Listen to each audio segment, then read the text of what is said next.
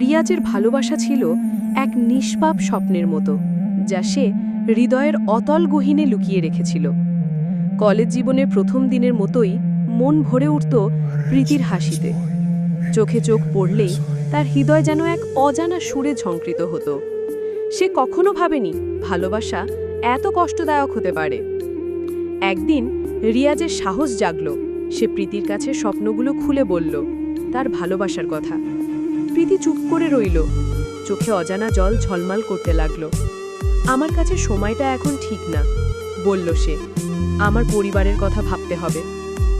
দিনগুলো গড়ালো, প্রীতি দূরে সরে গেল। তার পরিবার ঠিক করল অন্য কারোর সঙ্গে বিয়ে হবে তার। রিয়াজের হৃদয় ভেঙে পড়ল, যেন হাজার টুকরো কাঁচ ছিঁড়ে পড়েছে তার ভেতরে। সে জানত আর ফিরিয়ে আনা যাবে না সেই মধুর স্মৃতিগুলো। বিয়ের দিন রিয়াজ একাকী হয়ে বসে রোদে, চোখে অসংখ্য অশ্রু, মুখে বেদনার অদ্ভুত এক নিঃশ্বাস।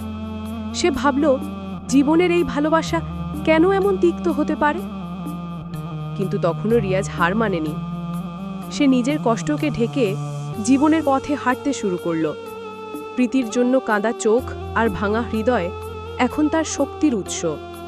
সে শিখল, ব্যর্থতা জীবনকে থামায় না, বরং নতুন করে দাঁড়ানোর সাহস দেয়।